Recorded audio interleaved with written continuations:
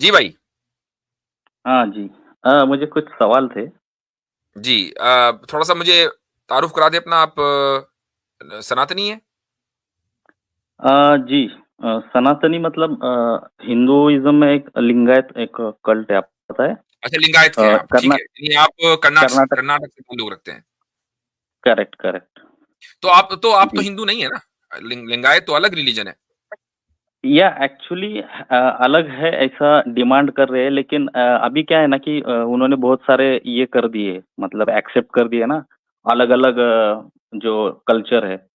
हम्म। तो ठीक है, अभी तो कॉन्स्टिट्यूशनली वो तो हिंदू ही आपकी है, क्या लेकिन डिमांड है? आपको अलग चाहिए? आप हिंदू नहीं बनना चाहते, लिंगायत होना चाहते हैं, या आप हिंदुइज्म एक अम्ब्रेला टर्म के नीचे आना चाहते हैं?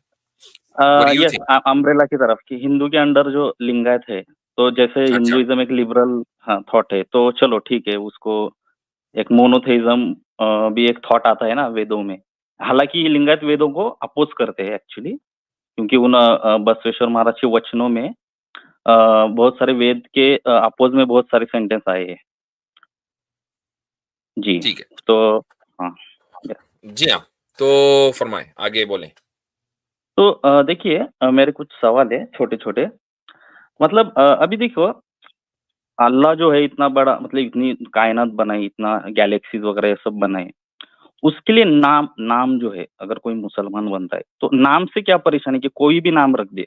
अब जैसे कि क्या होता है ना कि कभी भी कोई अगर, अभी आपने डिस्कस किया कि वो अल्बर्ट हॉल या फिर गजाली वो करने का, कि कोई भी अगर एक्सेप्ट करता है, तो अरेबी या उर्दू नाम ही रखने की बहुत ये रहती है, मतलब उनकी डिमांड रहती है।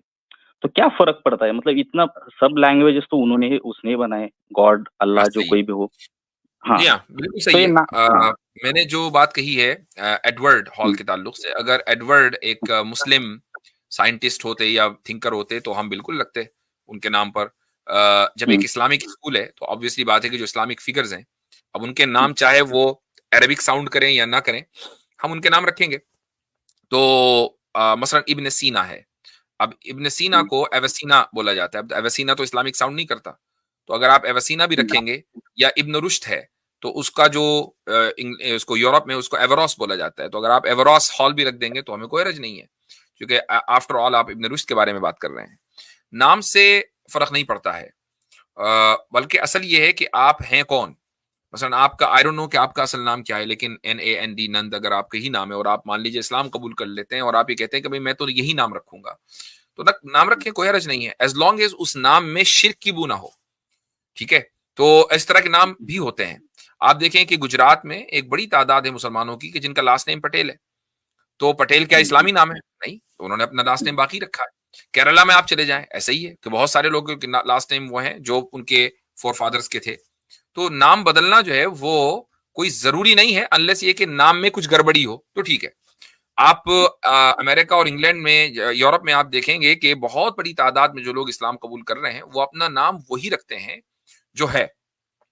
अभी कुछ दिन अच्छा, पहले एक हमारा एक प्रोग्राम था इसी स्कूल के ताल्लुक से, तो हमने एक शख्स को बुलाया हुआ था जो नो मुस्लिम है। 21 साल 22 साल पहले उसने इस्लाम कबूल किया था, और वो ब्लैक अमेरिकन है। तो उसका नाम था विल। ओके, नहीं, उसका नाम था विल। विल था उसका नाम, है विल समथिंग, विलियम। राइट। तो हुँ, वो कहने लगा, अब उसका नाम है उबैदुल्ला, उबैदुल्ला इवेंट्स। तो वो अपनी उसमें बयान करने लगा कि भाई विल से मेरा नाम उबैदुल्ला कैसे पड़ा। वो कहने लगा कि लोग मुझे विल नहीं कहते थे बल्कि विल कहते थे, विल। तो जो खुसूसन जो देसी थे, जो है ना, जो इंडिया पाकिस्तान के, तो मुझसे कहता भाई मेरा नाम हुँ, विल नहीं है, विल है। आप मुझे विल बुलाओ। वो विल नहीं कह पाते थे। तो एक दिन एक साहब सामने से आ रहे थे जिनका नाम उबैदुल्ला था। तो मैंने कहा कि बस मेरा नाम आज से उबैदुल्ला है, तो उबैदुल्ला बुलाओ मुझे, वो मेरे लिए ज्यादा आसान है। तो अब उनकी शनाख्त उस आदमी की उबैदुल्ला इवेंट्स बन गई। तो यानी उसको मजबूर नहीं किया। जबकि ये जो वाकया है ना जो उसने सुनाया, वो एक मदरसे का सुना, वो एक मदरसे में पढ़ रहा था। तो मदरसे ने मजबूर नहीं किया उसको कि तुम अपना नाम बदलो। उसने सहूलत देखी कि यार मैं एक कल्चर में आ गया हूं, उस कल्चर में ये वाला नाम ज्यादा सूट कर रहा है, उसने अपना नाम बदल लिया। अच्छा, ओके, थैंक यू। बल्कि तो नाम अच्छा, बदलने का मसला तो मेरे भाई, इंडिया में आप ये देखें कि क्या पूरे नॉर्थ में तो हर जगह है, साउथ में भी है। आपने मद्रास का नाम चेन्नई रखा, क्यों रखा तमिलनाडु में? कि नहीं जी, ये हमारा जो एंशियंट नेम है ना वो चेन्नई है, मद्रास तो गौरव ने दिया था। भाई क्या हरज था, आप मद्रास एक चीज चल गई थी तो आप उसको बाकी रखते। आपने कलकत्ता को कोलकाता कर दिया, क्योंकि उसका प्रोनाउंसिएशन कोलकाता है ना, बंगाली प्रोनाउंसिएशन, कि इवन आप वो नाम नहीं बल्कि उसका प्रोनाउंसिएशन भी वही चाहते हैं जो आपकी सिविलाइजेशन से इंस्पायर्ड है आपके मुताबिक, ठीक है। आपने बॉम्बे को मुंबई कर दिया, ठीक है, और इस तरीके से यूपी में बल्कि महाराष्ट्र में औरंगाबाद का नाम क्यों, क्या औरंगजेब जो है वो इंडिया में पैदा होकर इंडिया ही में नहीं मरे, उसी जगह उनकी कब्र नहीं है, महज इसलिए कि आप ये समझते हैं कि चूंकि औरंगजेब ने हमारे खिलाफ जंग लड़ी, हालांकि वो चीज गलत है, नहीं वो मजहबी जंगें नहीं थी, हमारे खिलाफ जंग लड़ी है, लिहाजा वो एक गलत आदमी था, लिहाजा उसके नाम से कोई शहर है तो उसको बदलो। तो भाई नाम बदलने का तो सिलसिला हिंदुओं ने शुरू किया हुआ है, और आप बात कर रहे हैं मुसलमानों की। नहीं, मैं वही पूछ रहा था कि एक नैरो माइंडेड थॉट नहीं किया, भले be it is Hindu be it is Muslim, एक ऐसा मुझे लगा, एक नैरो माइंडेड थॉट, जो भले हिंदुओं का हो वो कोई बात नहीं, तो वो तो सियासती है, ठीक है, कोई बात नहीं। अच्छा, आपने आंसर दिया। मेरा एक सवाल था कि देखिए ऐसे हमको मुझे हदीसों से मिलता है कि कलमा जो है, जो ला इलाहा इल्लल्लाह, ये तो कई जगह मिलता है। तो मान लो कि अब उस वक्त के जो कुरान में मोहम्मद साहब ने जो एड्रेस किए जो जो लोगों को, अहले किताब है, मुशरिक है, काफिर है, तो इनकी डेफिनेशन हमको पता है कि मुशरिक मतलब जो अल्लाह को भी उस वक्त मानते थे पर वो शरीक करते थे, मतलब पार्टिसिपेट करते थे दूसरे गॉड को। अब देखिए मोहम्मद साहब का दौर गया, उसके बाद बहुत सारे मतलब अलग अलग कल्चर्स आए, अलग अलग सेक्ट्स आए, कल्ट्स आए, तो उसमें वो उस इसमें कवर नहीं होते वो मुशरिक काफिर में। कुछ लोग हैं कि उनके उनके सेपरेट आइडल्स है, कोई मतलब उनके कोई तो महापुरुष को मानते हैं, कुछ अलग अलग भगवान है, तो उनको किस कैटेगरी में आप डाल सकते हो? अब एग्नोस्टिक भी आ गए हमारे बहुत सारे इसमें। कुछ लोग ऐसे ऐसा होते कि जैसे हमारे लिंगायत में वो हम वन गॉड को मानते हैं, लेकिन फिर जो फॉलो करते हैं वो मतलब किसी दूसरे को भी शरीक करते हैं पर पहले नहीं करते थे, तो हम उसको किस कैटेगरी में डाल डाल सकते हैं? कुरान ने क्योंकि वो भी जो कुरान वो भी ये कलमा मानते कुरान कि ला इलाहा इल्लल्लाह। हाँ। जी, जी। कुरान में जो रसूल अकरम सल्लल्लाहु अलैहि वसल्लम पर नाज़िल हुआ, उस पूरे कुरान में हर जगह जहाँ पर भी आइडियोलॉजीज़ का ज़िक्र है, उसमें वो तमाम आइडियोलॉजीज़ आ गई जो उस ज़माने में थी, उससे पहले थी और आइंदा आगे चलकर होंगी। चाहे वो एथिस्ट हों, कि एग्नोस्टिक हों, वो मुशरिक हों या कोई भी हो। मसलन मुशरिक आपने खुद ही डिफाइन किया कि मुशरिक वो है जो खुदा के साथ किसी को एसोसिएट करता हो। अब वो किसी को भी एसोसिएट कर सकता है। ज़रूरी नहीं है कि वो लात, उज़्ज़ा, मनात और हुबल को और बाल को वो एसोसिएट करे। वो किसी को भी कर सकता है। वो राम, कृष्ण और इसके अलावा कोई और भी, या अपनी स्पिरिट्स हों, आबा अजदाद की रूहें हों, उनको भी वो अगर खुदा के साथ एसोसिएट करेगा एज ए पार्टनर, तो वो शिर्क है। तो अगर कुछ लोग कुरान ने शिर्क का लफ्ज इस्तेमाल करके या मुशरिकीन का लफ्ज इस्तेमाल करके उस आइडियोलॉजी को रिफ्यूट किया है, तो डजंट मैटर कि आपने किन आइडल्स को और किन so called gods and goddesses को आपने खुदा के साथ शरीक ठहराया, इससे कोई फर्क नहीं पड़ता। शिर्क शिर्क है, वो चाहे किसी को भी आप शरीक करें खुदा के साथ।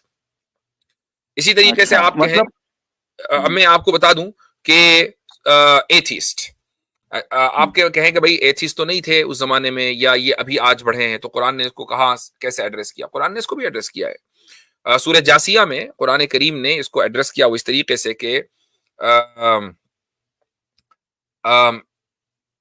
कुरान ये कहता है कि उन्होंने अपनी ख्वाहिशों को खुदा बना लिया।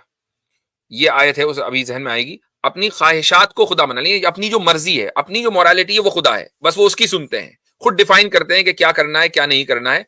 वो किसी सुपर नेचुरल ताकत के कायल नहीं है। तो एथीज्म की बुनियादी ये है कि मैं अपनी मोरालिटी खुद डिसाइड करूंगा, मैं किसी सुपर नेचुरल को क्यों मानूं। यही ह्यूमनिज्म है। कुरान ने इसको भी जिक्र सब किया। आते हैं। अच्छा, इसमें सब आते हैं। जी, जी।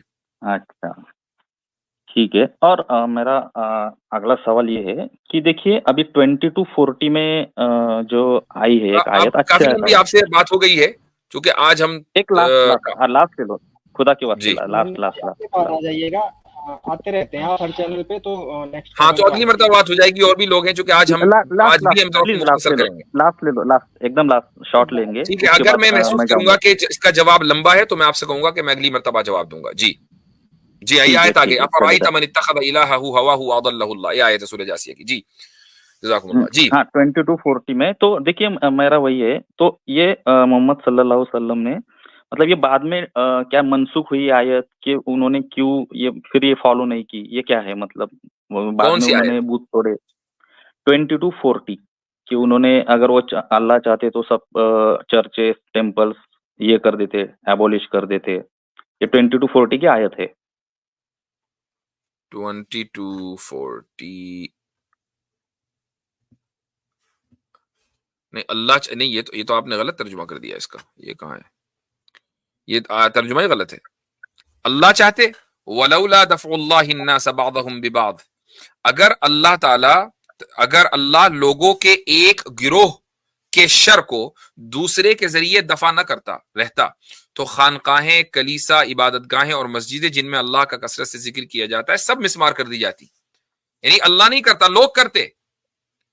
ये अल्लाह ताला ने यहां जिहाद और जंग की हिकमत बयान की है कि जंग को इसलिए लीगलाइज किया गया कि अगर बस जंग को हराम करार दे दिया जाए तो लोग आपके ऊपर हमला करेंगे, आप कुछ नहीं कर पाएंगे, आपकी इबादत गाहों को तोड़ देंगे, आप कुछ नहीं कर पाएंगे। ये मतलब है इसका। अच्छा, ठीक है, ओके। शुक्रिया बहुत बहुत, थैंक यू। चलें, ठीक है।